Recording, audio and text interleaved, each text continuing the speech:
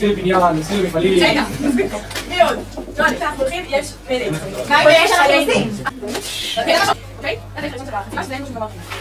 אחרי זה, תוכנים את החומרים.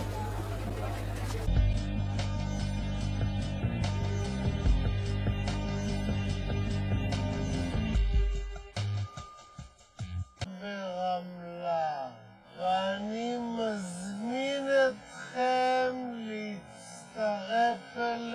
רגע, אז מה זה בעצם מלט?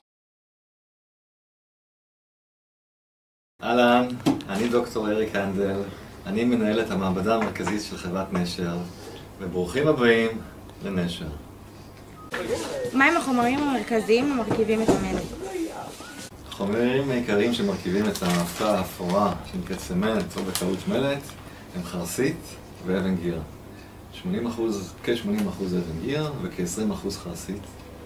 למה לא נכון לקרוא לזה מלט? מלט זה כשלוקחים את אבקת הצמנט ומערבבים אותה עם מים, יוצרים עיסה ששם העיסה הזו היא מלט. בטון זה כשלוקחים את המים והאבקת הצמנט האפורה, ואז מוסיפים למלט מים וחול וחצץ ואז זה בטון. מהו התהליך הכימי? השם של התהליך זה תהליך סינטרינג, שבו בעצם מתרחשת התכה חלקית, נקרא נתך, נוצר נתך מחומרי הגלם בתוך הכבשן. וכמה זמן זה נמשך? דקות. בין 5 ל-20 דקות, אני חושב, סדר גודל.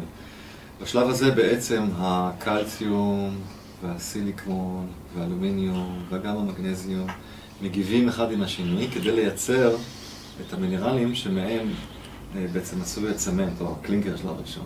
נוצרים המינרלים של המלט, המינרלים של הצמנט. זה בשלב הנתך, שלב הסינטרים. מהם החידושים שהתפתחו בזמן האחרון?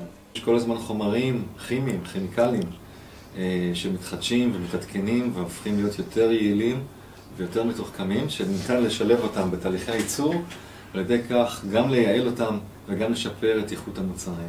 ככה שכל הזמן יש התפתחויות וחידושים. זה אומנם בקפיצות מדרגה קטנות, אבל זה קיים כל הזמן ולא נפסק.